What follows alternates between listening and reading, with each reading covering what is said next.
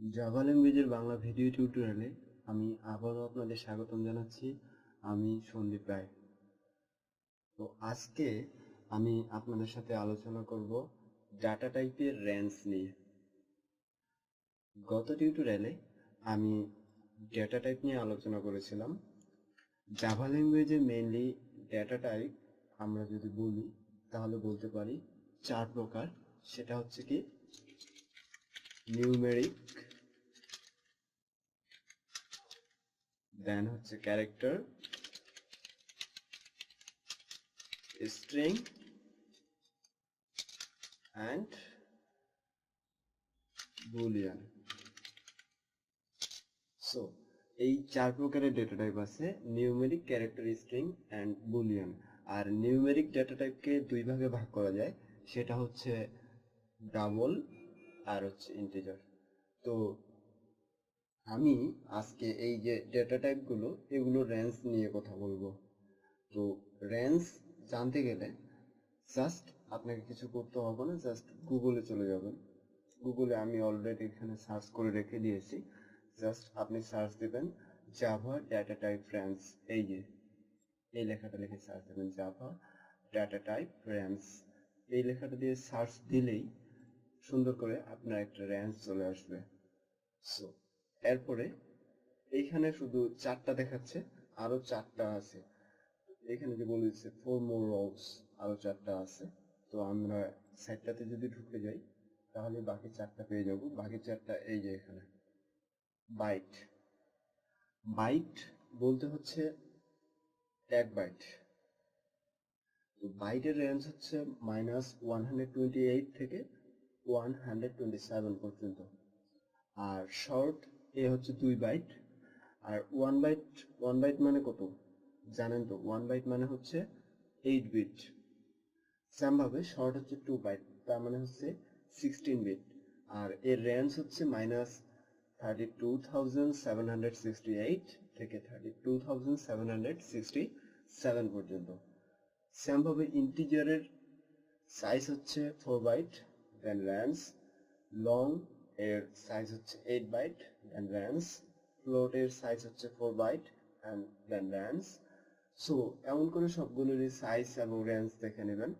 আমি গত টিউটোরিয়ালে আলোচনা করেছি ফ্লোট নিয়ে। ফ্লোটের কথা বলেছিলাম, দেন ডাবলের কথা বলেছিলাম, ক্যারেক্টারের কথা বলেছিলাম, বুলিয়ানের কথা বলেছিলাম, ঠিক আছে, এবং ইন্টিজারের কথা বলেছিলাম। সো বাকি যেগুলো আছে বাইট, শর্ট, লং, এই তিনটা জিনিস কি? এই তিনটা জিনিস হচ্ছে ডেটা টাইপ মডিফায়ার। এই তিনটা হচ্ছে ডেটা টাইপ মডিফায়ার। এগুলো হচ্ছে কি, যখন এগুলো যেমন শর্ট ইন্টিজার, আমরা যদি লিখি শর্ট ইন্টিজার অথবা লং ইন্টিজার, সরি, যদি শর্ট ইন্টিজার অথবা long integer, long double, short, তারপরে আদার্স এরকম করে আমরা ব্যবহার করতে পারি। তো আমরা পরবর্তীতে টিউটোরিয়ালে আমরা এই জিনিসগুলো ব্যবহার করা শিখব। তো আপনারা এই জিনিসগুলো দেখে নেবেন, তার সাইজ কত এবং রেঞ্জ কত। এগুলো খুবই দরকারি একটা জিনিস, কারণ যখন আপনি বড় ধরনের কোড করতে যাবেন তখন আপনি যদি এমন কিছু ডাটা ইন্টিজারে রেখে দেন যেটা 4 বাইটের থেকে বেশি হবে, তখন কিন্তু আপনার ওই ডেটাটা ইন্টিজারে থাকবে না, সেখানে একটা গার্বেজ ভ্যালু তৈরি হয়ে যাবে। তো এই জিনিসগুলো এই জন্যই জানতে হবে যে সাইজ কত এবং তার রেঞ্জ কত, দেন ডাবলের সাইজ কত আর রেঞ্জ কত।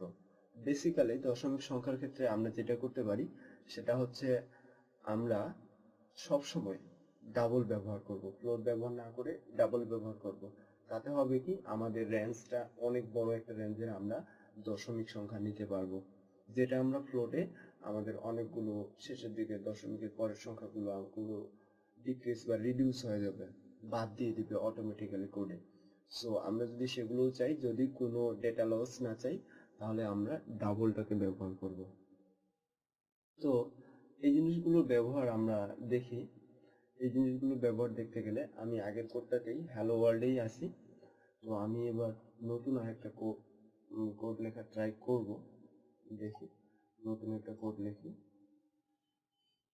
আমার জি ড্রাইভে ছিল জাভা টিউটোরিয়াল। এখানে আমি নিউ দেন হচ্ছে টেক্সট ডকুমেন্ট, এখানে আমি লিখে java। সো এটাকে আমি নোটপ্যাড প্লাস প্লাস দিয়ে ওপেন করবো, করার পরে public class code second bracket public static void main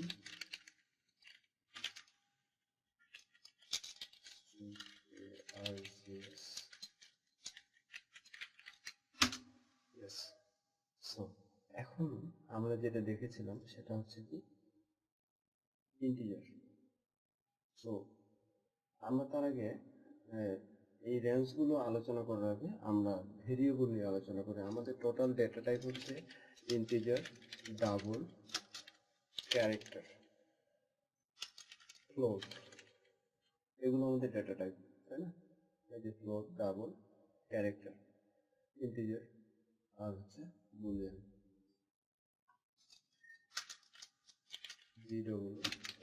Boolean. So এই ডেটা টাইপগুলো দিয়ে আমরা এখন কিছু ভেরিয়েবল নেব। আপনি যখন কোড করতে যাবেন অবশ্যই আপনাকে সবগুলো ডেটা টাইপকে ভেরিয়েবল নিয়ে কাজ করতে হবে। তো ভেরিয়েবল নিয়ে কাজ করতে গেলে ভেরিয়েবল নেওয়ার কিছু নিয়ম আছে। ভেরিয়েবল নেওয়ার নিয়মটা কি হচ্ছে যে আপনি যে কোনো ভেরিয়েবলের নাম এ থেকে জেড, ছোট হাতের এ থেকে জেড অথবা বড় হাতের এ থেকে জেড নিতে পারবেন ভেরিয়েবলের নামে, এবং আরেকটা জিনিস নিতে পারবেন সেটা হচ্ছে আন্ডারস্কোর। শিফট চেপে আপনি যদি কিবোর্ডে মাইনাসে চাপেন তাহলে আন্ডারস্কোর চলে আসবে। তো আপনি আন্ডারস্কোরকে ভেরিয়েবলে ব্যবহার করতে পারবেন, আর পারবেন 1 to 9 অর্থাৎ যে কোনো নিউমেরিক গুলো এ টু জেড ছোট হাতের, এ টু জেড বড় হাতের, আন্ডারস্কোর এবং 1 to 9 এগুলো আপনি ভেরিয়েবল হিসেবে ব্যবহার করতে পারবেন। এবং আরেকটা কথা আছে সেটা হচ্ছে যে এই যে ইন্টিজার, ডাবল এগুলো, তারপর পাবলিক, স্ট্যাটিক, ভয়েড, এরকম জাভার নিজস্ব কিছু কিওয়ার্ড আছে। এই কিওয়ার্ডগুলোকে আপনি ভেরিয়েবল হিসেবে ব্যবহার করতে পারবেন না। এবং আরেকটা জিনিস সেটা হচ্ছে কি, যদি আমি একটা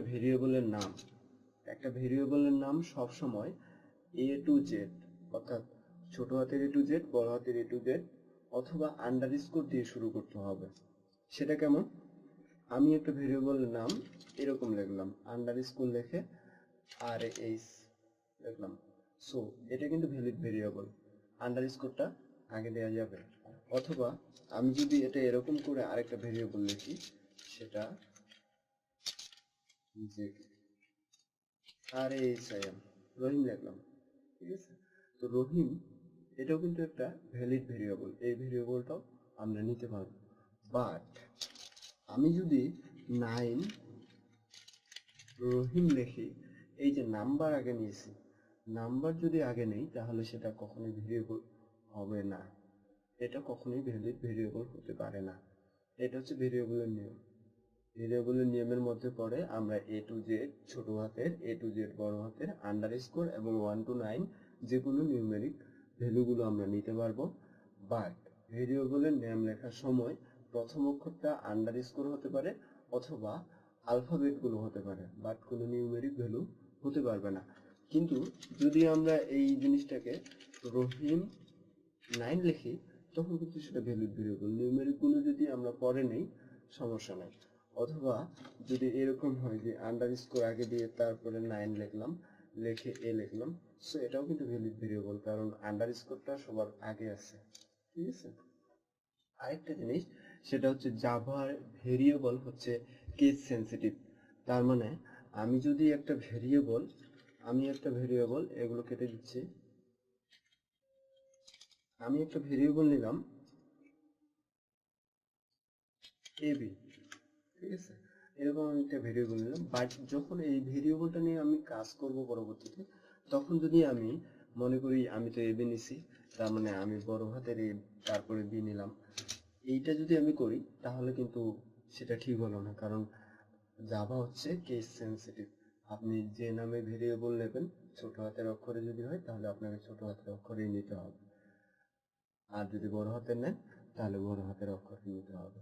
সো আমি এখানে এই এই টিউটোরিয়ালে পুরো করতেছি সেটা হচ্ছে যে কিভাবে ভেরিয়েবল গুলো আমরা নেব। ভেরিয়েবল আমি ইন্টিজারের এ বি নিলাম, ডাবলের ডি নেই, ফ্লোটের ক্যারেক্টার আমি সি নিলাম, ফ্লোটের আমি এফ নিলাম, আর বুলিয়ানের আমি বি নিলাম।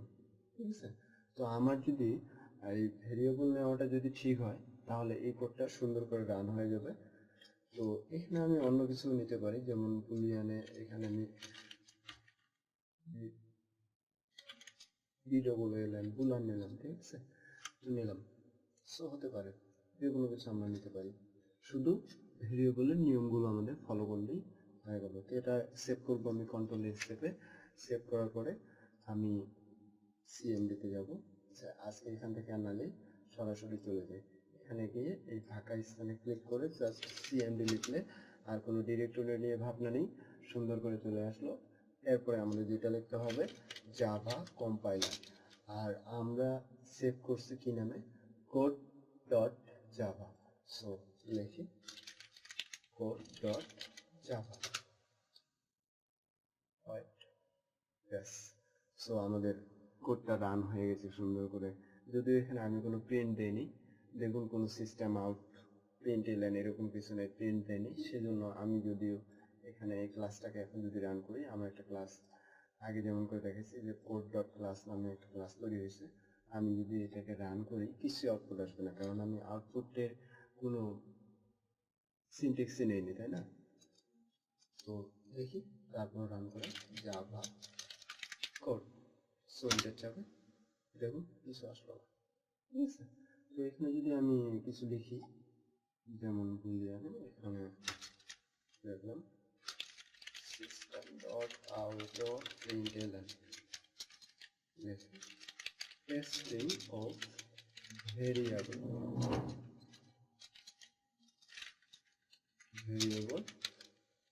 Declaration, control S. মানে প্রতিটা আপনি কোডগুলো বারবার এডিট করবেন যতবার, প্রতিবারই কিন্তু কন্ট্রোল এস চেপে দেবেন। এটা একটু প্র্যাকটিস করে নেবেন, যে আপনার এমন যদি হয় যে আপনি কোনো কিছু সেভ করেননি বা রান করতেছেন, আপনার রান আসতেছে না, আপনি যে আউটপুটটা পাচ্ছেন সেটা আসতেছে না, পরে আবার দেখলেন কোড ঠিক আছে বাট আপনার রান হচ্ছে না, রিজনটা হচ্ছে আপনি সেভ করেননি। সো এই জিনিসটা কখনোই করবেন না, সেভ করে নেবেন। প্রতিবার এডিটিং করার সাথে সাথে এটা মাথায় ধরে মানে ঠিক করে নিয়ে নেবেন যে আপনাকে কন্ট্রোল এস চাপতে হবে।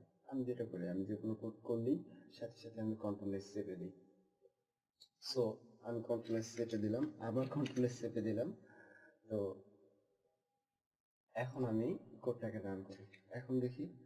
সো এখানে আরেকটা টেকনিক আমি বলে দিই, সেটা হচ্ছে যদি একই কোড আমি আবার রান করতে চাই, তাহলে আমি আগে যে কোডগুলো রান করেছি সেগুলো আমি যদি কি বলবো, এগুলোতে কিছু বাটন আছে, সেটা হচ্ছে যে লেফট রাইট এরকম কিছু বাটন আছে কিবোর্ডে। এই লেফট রাইট বাটনগুলোর আপ চাপলেই ওই কোড মানে আগে যে আমি লিখছি, আগে যেগুলো লিখছি সেগুলো সুন্দর করে চলে আসবে। তো আমি দেখি আপ চাপতেছি, জাভা, ইয়েস, এন্টার চাপলাম। আবার আমি আপ চাপি, এবার ডাউন চাপবো একটা, yes, testing of variable declaration. So আমার কোডটা ঠিক আছে। ধন্যবাদ সবাইকে আমার সাথে থাকার জন্য, দেখা হবে পরের টিউটোরিয়ালে।